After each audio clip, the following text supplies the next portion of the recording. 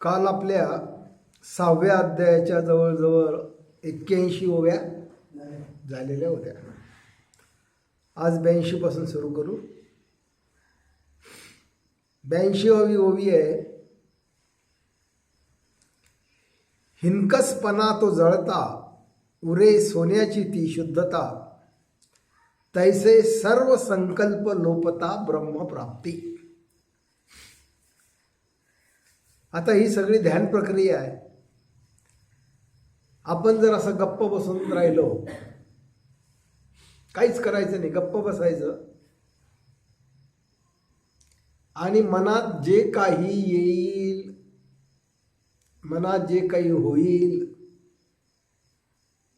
ते नुसतं साक्षी भावाने निर्विकल्पपणे पाहायचं. याला ध्यान म्हणतात. मनानेच मनाला पाहणे. मनाठाई काय घडतंय, मनाठाई कोणते विचार येत आहेत, मनाठाई कोणता अनुभव येतोय, मन कोणत्या कल्पना करतंय, मन कोणता विचार करतंय, मनाठाई कोणते विकार आहेत, मनाठाई कोणते संकल्प आहेत, मनात काय तर्क वितर्क चालू आहे. जे काही असेल ते, त्याच्यात काहीही आपण आवड निवड करत नाही. अमुक असेल तरच पाहायचं, ढमुक असेल तरच पाहायचं, असं काहीच नाही. कोणताही अनुभव असो, जो अनुभव असेल तो असेल, फक्त त्या अनुभवाच्या सोबत निर्विकल्पपणे राहायचं. त्या अनुभवाला साक्षी भावाने पाहायचं. ती ओवी लक्षात ठेवायची यावेळी नेहमी. ना तरी जाणीवेच्या आयनी करतात अधिकडसनी, मग नवनीत निर्वाणी दिसो लागे. ही एक ओवी लक्षात ठेवायची. दुसरी ओवी लक्षात ठेवायची, एक अंतरी निश्चळ जे निहाळता केवळ, विसरले सकळ संसार जात. बस या 2 ओव्यांमध्ये ध्यान योग आला. या 2 ओव्या कधी नीट समजल्या आणि या 2 ओव्यानुसार जर आपण आपली सगळी साधना केली, तर हा जो काही आत्मसंयम योग आहे, ध्यान योग आहे, हा या 2 ओव्यांमध्ये सामावलेला आहे. आणि म्हणून इथे ओवी येते की हिनकसपणा तो जळता, उरे सोन्याची ती शुद्धता. तसं आपलं जे काही मन आहे, ज्या मनाठाई अनुभव येतात, सुखाचे असो, दुःखाचे असो, कल्पनांचे असो, विचाराचे असो, भयाचे असो, लोभाचे असो, कामनांचे असो, वासनांचे असो, संकल्पांचे असो, कोणताही अनुभव येवो, मनात अनुभव येणे हा हिनकसपणा आहे. कोणतेही चित्र दिसो, कोणताही अनुभव येवो, कोणतीही आठवण येवो, हा हिनकसपणा आहे, ही अशुद्धता आहे. अनुभव येणे ही अशुद्धता आहे. मग तो अनुभव कोणताही असो. देव जरी दिसला डोळे लावल्यावर, तरी ती सुद्धा अशुद्धता आहे. कोणताही अनुभव येऊ, जोही अनुभव येईल ते मागचे संस्कार असतात. ती भूतकाळातली स्मृती असते. आणि त्या अनुभवाप्रती जर आपण प्रतिक्रिया केली, मूल्यांकन केलं, आवड निवड, हवं नको असं जर आपण प्रतिक्रिया केली, तर तो हिनकसपणा, ते संस्कार अजून वाढतात आणि आपलं बंधन अजून बळकट होतं. आणि असे बळकट झालेले हे जे संस्कार आहेत ते संस्कार पुढच्या खेपेला जेव्हा तसा प्रसंग घडतो तेव्हा अधिक बळकट आणि जोरदार आणि ताकदवान असा अनुभव तिथे प्रकटतो.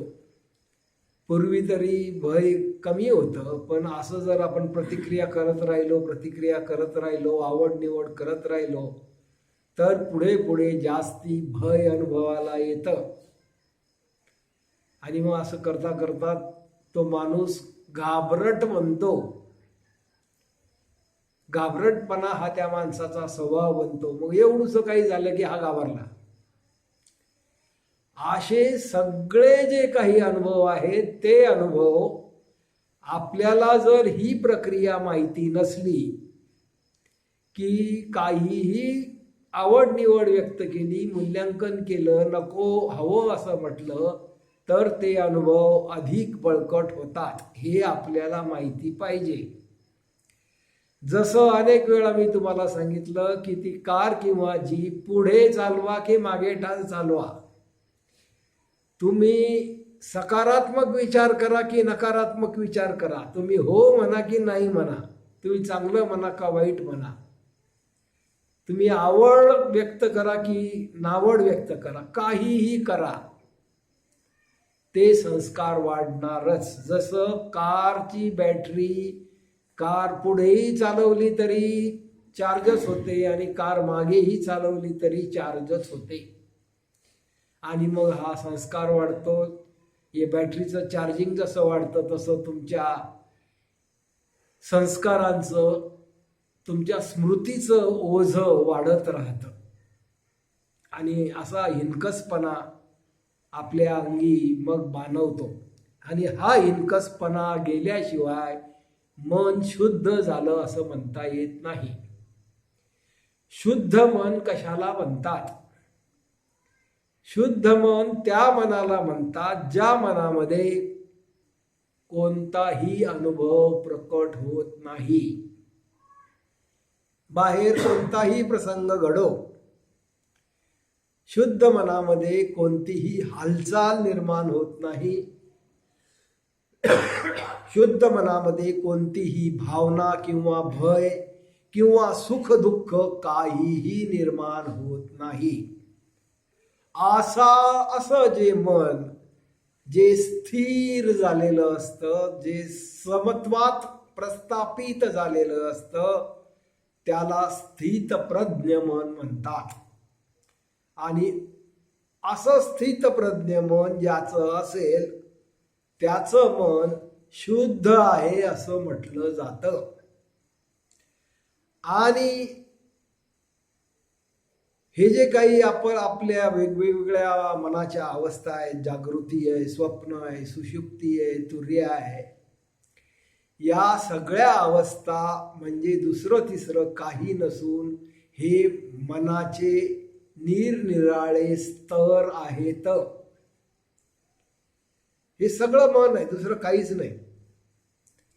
आणि या सर्व अवस्थांमध्ये जे अनुभव येतात ते अनुभव म्हणजे दुसरं तिसरं काही नसून आपल्याच मनाची अशुद्धता असते.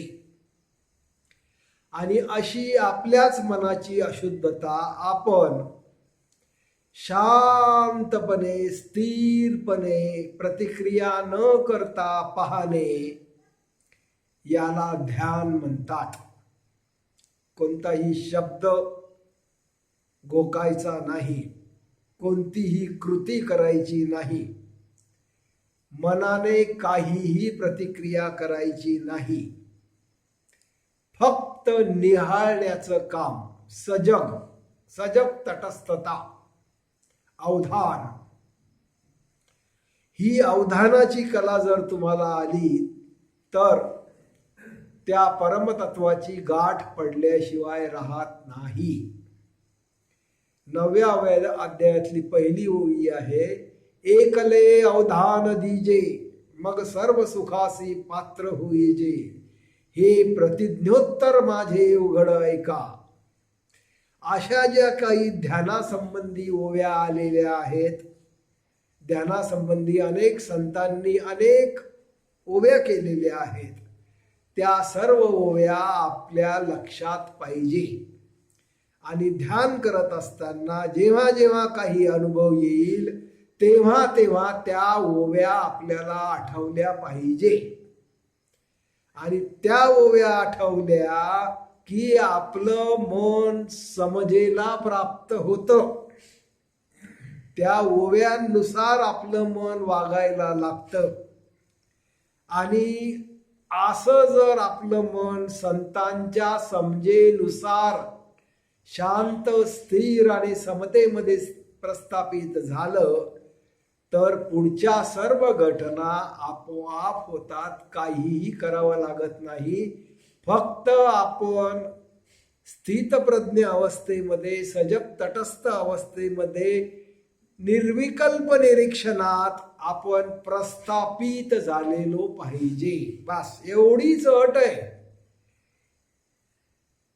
ही अट जर तुम्ही पाळली तर तुम्हाला आत्मतत्वाची प्रचिती याच जन्मात आल्याशिवाय राहणार नाही, अशी गॅरंटी माऊली देते आहे. माऊली उगच म्हटली नाही, एकले अवधान दीजे मग सर्व सुखासी प्राप्त होईजे. हे प्रतिज्ञोत्तर माझे उघड ऐका. शब्देवर पैजेवर माऊली सांगते की ही कला तुम्ही फक्त अवगत करा. आणि ही कला जर अवगत केली तर तुम्हाला ते परमतत्व जे शाश्वत आहे, जे चिरंतन आहे, ते तुमच्या अनुभवाला येईल. खरं म्हणजे ते तत्व सर्व इंद्रियांच्या पलीकडे आहे.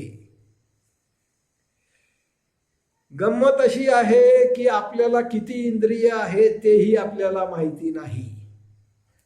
आपल्याला फक्त या स्थूल शरीराला जे इंद्रिय आहेत, 5 ज्ञानेंद्रिय आणि 6वं मन, हे एवढेच 6 इंद्रिय माहिती आहे. पण स्वप्न हे सुद्धा एक इंद्रिय आहे, सूक्ष्म इंद्रिय आहे. सुषुप्ती हे देखील एक सूक्ष्म, म्हणजे सूक्ष्मापेक्षा सूक्ष्म इंद्रिय आहे. आणि तुर्या हे अतिसूक्ष्म इंद्रिय आहे. आणि तुर्यातीत जे आहे ते तर निर्गुण आहे.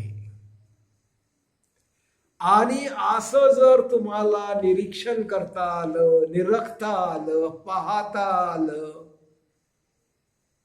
अवधान ठेवता आलं तर हे सर्व इंद्रिय आपल्या अनुभूतीत येऊ शकतात. आता पहा, जागृतीतले 5 इंद्रिय, 6वं मन, 7वं स्वप्न, 8वी सुषुप्ती, 9वं तुर्या आणि 10वं जे आहे ते आहे तुर्यातीत म्हणजे परब्रह्म. आणि ते दशमद्वार आहे.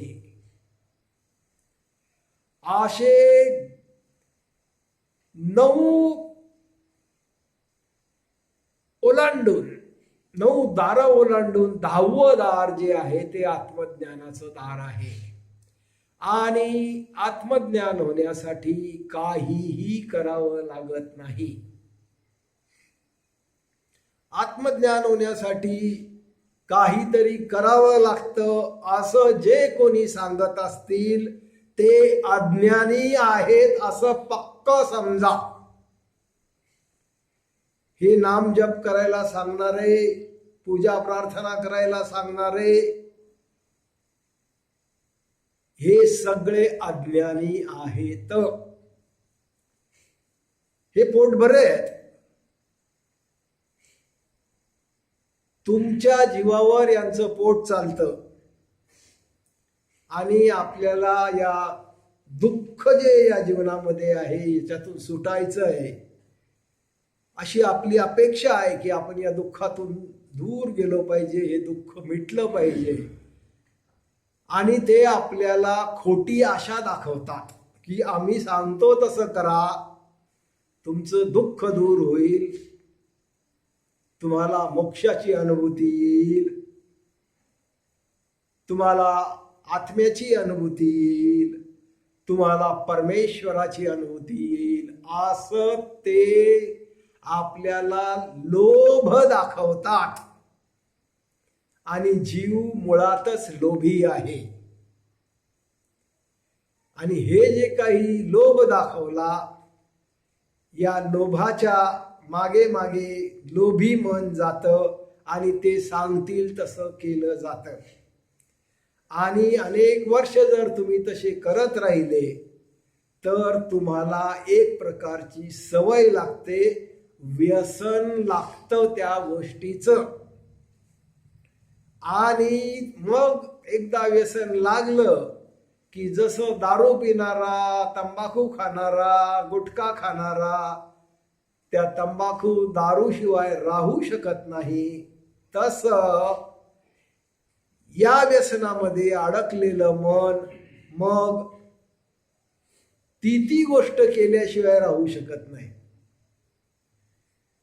त्याला नामजप केल्याशिवाय चैन पडत नाही, त्याला पूजा प्रार्थना केल्याशिवाय चैन पडत नाही.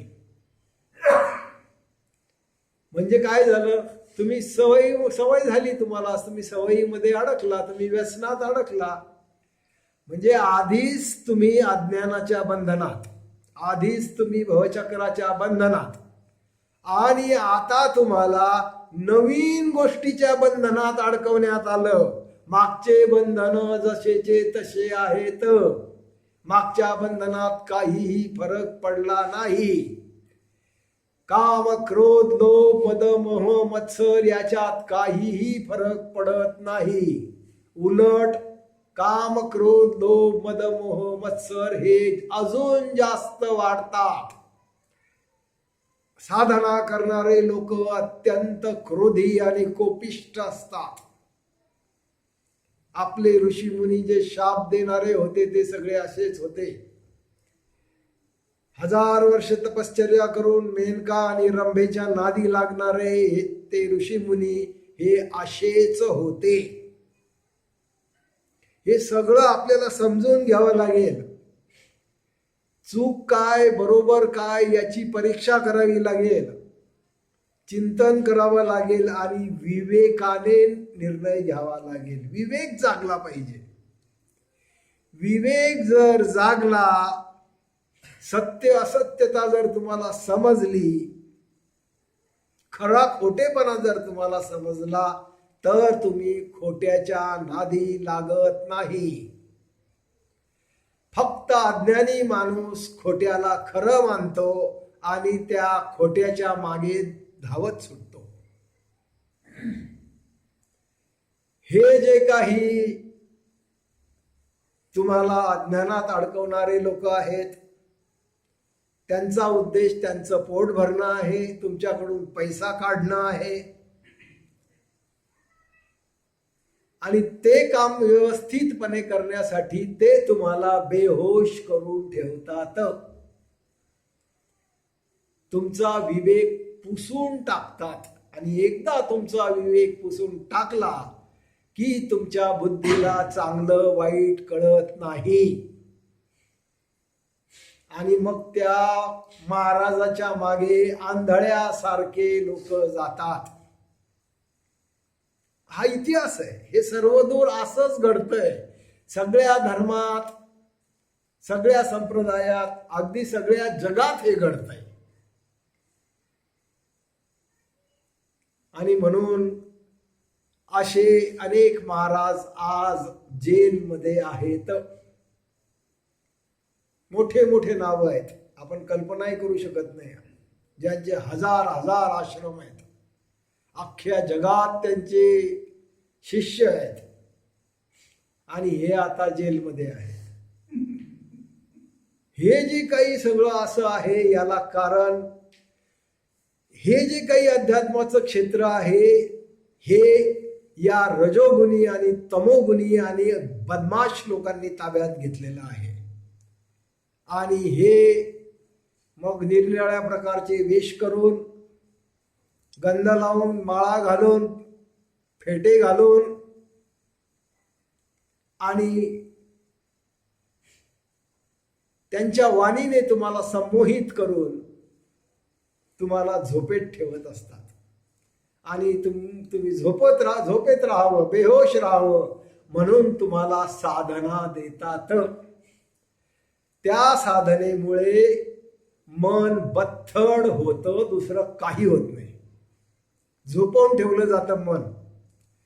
तुम्ही नाम जप एकसारखा करा, एकसारखा करा. नाही झोप आली तर मला सांगा. 100% झोप येते, 100% झोप येते नामजपाने. जे नामजप करणारे असतील ते त्यांच्या अंतःकरणात ओळखतील की ही गोष्ट खरी आहे, की नामजपाने नक्की झोप येते. आणि अशा पद्धतीने तुम्हाला झोपवून ठेवण्यासाठी नामजप दिलेला आहे. आणि इतकं महात्म्य त्या नामजपाचं सांगतात, इतकं सांगतात, इतकं सांगतात की तुम्ही संमोहित होऊन ते सगळं खरं आहे असं मानतात.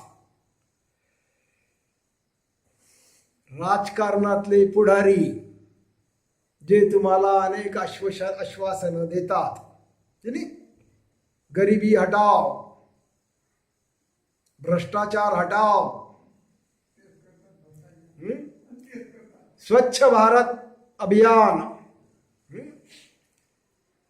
शेतकऱ्यांसाठी विविध योजना, काय ते खरं आहे का? ते काहीही खरं नाही, सगळं खोटं. पण एकच खोटी गोष्ट जर 1000 वेळा सांगितली तर ती खरी वाटायला लागते. आणि हेच तंत्र वापरून हे राजकारणी, हे रजोगुणी आणि तमोगुणी लोक यांनी ही राजसत्ता ताब्यात घेतलेली आहे. हे सगळे बदमाश माणसं आहेत. ही चांगली माणसं अजिबात नाहीत. आणि म्हणून प्रचंड भ्रष्टाचार चालू आहे. आणि जसं या पुढाऱ्यांनी ही राजसत्ता ताब्यात घेतली, तसंच धर्मसत्ता देखील त्याच प्रकारच्या लोकांनी ताब्यात घेतली आहे. हे जे काही तथाकथित धर्म आहेत, तथाकथित संप्रदाय आहेत, यांचे जे काही नेते आणि पुढारी आहेत, त्यांची आणि त्या राजकारणातल्या पुढाऱ्यांची युती आहे. तुम्ही पण पाहिली असेल, मी पण फार जवळून पाहिलेली आहे. ते सगळे एकमेकांशी कसे एक असतात. या सगळ्यांचे आश्रम वाढण्यासाठी, या सगळ्यांचे कार्यक्रम नीट चालण्यासाठी ते खूप मोठा निधी पुरवतात. या सगळ्या लोकांचे आश्रम चालवण्यासाठी वरून खूप मोठा पैसा येत असतो. आणि या लोकांच्या मदतीने आपल्याला बेहोश करून हे राजकारणी देशावर राज्य करत असतात. हा सगळा खेळ चालू आहे, जगात सर्वत्र चालू आहे, सगळ्या देशात असंच चालू आहे. आणि म्हणून मार्क्सने धर्म म्हणजे अफूची गोळी असं म्हटलेलं आहे. खरं म्हणजे खरा धर्म नाहीये हा खोटा धर्म आहे. आणि हा खोटा धर्म, असं खरं तर त्यांनी खोटा धर्म म्हणायला पाहिजे होतं, पण मार्क्सला खरा धर्म माहिती नव्हता. आणि हा जो काही दिसतो हा खोटा धर्म त्याला दिसला आणि या धर्माला त्याने अफूची गोळी म्हटलं. अफूची गोळी आहे.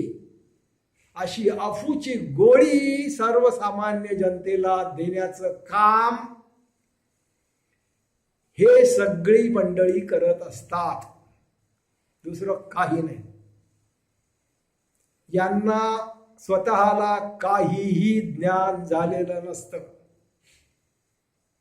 स्वतःचं पोट भरण्यासाठी यांनी निवडलेला हा मार्ग आहे.